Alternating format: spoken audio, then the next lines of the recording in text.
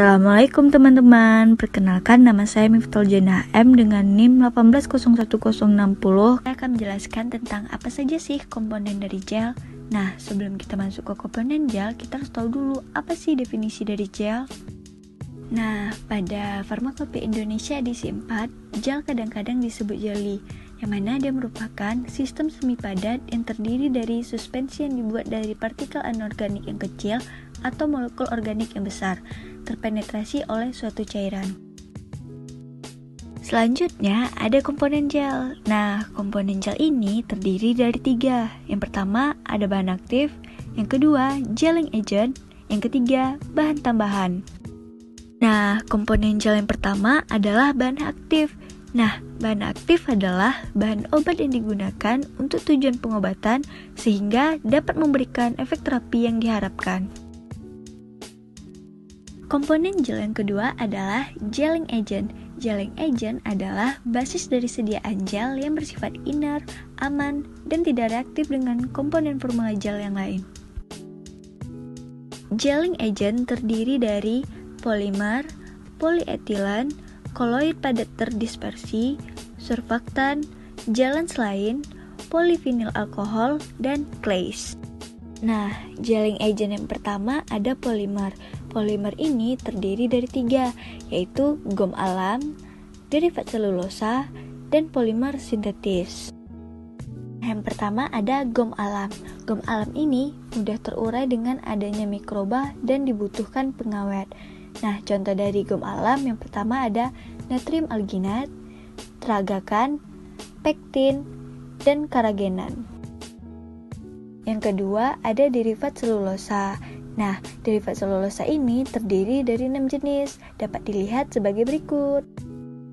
Yang ketiga ada polimer sintesis. Nah, contohnya itu karbomer atau karbopol. Nah, ini digunakan sebagai agen gel yang kuat pada konsentrasi 0,5% sampai 2%. Contoh kedua pada gelling agent yaitu polyethylene atau gelling oil. Nah, ini nih digunakan dalam gel hidrofobik liquid yang mana akan dihasilkan gel yang lembut, mudah tersebar, dan membentuk lapisan yang tahan air pada permukaan kulit. Contoh ketiga gelling agent adalah koloid padat terdispersi. Nah, yang mana dia berfungsi sebagai jalan dengan cara pembentukan jaringan karena gaya tarik-menarik antar partikel seperti ikatan hidrogen. Contoh keempat dari gelling agent adalah surfaktan. Nah, ini nih gel yang jernih dapat dihasilkan oleh kombinasi antara minyak mineral, air, dan konsentrasi yang tinggi antara 20-40% dari surfaktan anionik. Contoh kelima dari gelling agents adalah jalan selain atau wax. Wax digunakan sebagai jalan untuk media nonpolar seperti beeswax, carnauba wax, dan cetyl ester wax. Contoh yang keenam gelling agents adalah polivinyl alkohol. Gel ini dapat mengering secara cepat. Lapisan yang terbentuk sangat kuat dan plastis. Contoh yang terakhir dari gelling agents adalah clays. Nah, ini nih digunakan sebanyak 7-20% sebagai basis. Dia ini mempunyai pH 9 sehingga tidak cocok digunakan pada kulit. Contoh dari clays adalah bentonit, vegam, dan laponit. Komponen yang ketiga dari gel adalah bahan tambahan. Bahan tambahan terdiri dari pengawet, bahan higroskopis, dan chelating agent. Yang pertama ada bahan pengawet. Nah, contoh bahan pengawet seperti tragakan, natrium alginat, pektin, starch glycerin, polivinyl alkohol, metil selulosa, dan NaCMC. Bahan tambahan yang kedua adalah bahan higroskopis. Nah, di mana dia bertujuan untuk mencegah kehilangan air. Contohnya gliserol, propilen glikol, dan sorbitol dengan konsentrasi 10-20%. Bahan tambahan yang ketiga adalah chelating agent. Nah, di mana dia bertujuan untuk mencegah basis dan zat yang sensitif terhadap logam berat. Contohnya itu EDTA. Baiklah, selanjutnya review jurnal terkait sediaan gel. Jurnal yang pertama yaitu uji aktivitas antibakteri formulasi gel untuk sariawan dari ekstrak daun saga, yaitu Abrus precatorius terhadap bakteri Staphylococcus aureus.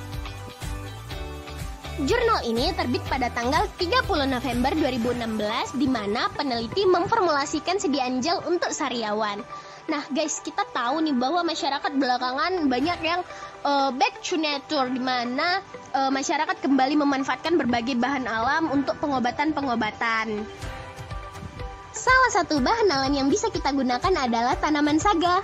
Menurut penelitian Wahyuningsi tahun 2006, kandungan daun saga berupa glikosida seperti Abrusosida A, D, dan abrusgenin, serta saponin dan flavonoid punya fungsi sebagai antibakteri. Nah, kandungan tersebutlah yang bisa kita gunakan untuk pengobatan pada sariawan. Berdasarkan hal tersebut, peneliti mencoba memformulasikan sediaan gel dari ekstrak daun saga, di mana di sini dia membuatnya 3 macam konsentrasi, ada 1%, 3%, dan 5%, dengan gelling agent atau basis gel, santan gam, dan karbopol 934T. Simpulan akhir jurnal ini, ekstrak daun saga yang dapat digunakan sebagai zat aktif pada sediaan gel sariawan adalah konsentrasi 5%. Nah, ini konsentrasi paling besar dari 3 formula tadi, di mana kita tahu bahwa semakin besar konsentrasi, maka semakin besar pula zona hambat atau daya antibakterinya. Oke, kita lanjut ke jurnal yang kedua, yaitu stabilitas fisik dan aktivitas antioksidan sediaan gel berbahan aktif ekstrak etanol daun miana atau Coleus anthropurpureus Benn. Jurnal ini terbit pada tanggal 21 April tahun 2016, di mana sediaan gel pada jurnal ini digunakan untuk antioksidan. Adapun formulasinya yaitu seperti tabel berikut.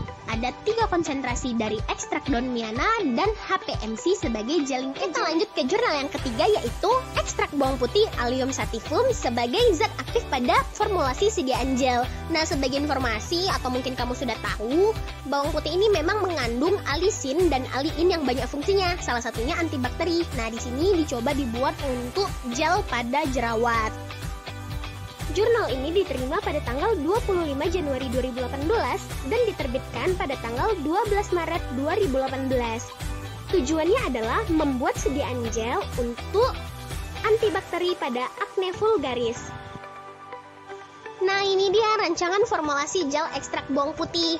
Ada 3 formulasi, di mana 3 konsentrasi, 3%, 5%, dan 7% dengan basis gel NaCMC, dan hasil evaluasinya diperoleh formulasi 1 lebih baik daripada 2 dan 3. Terima kasih atas perhatiannya, semoga bermanfaat.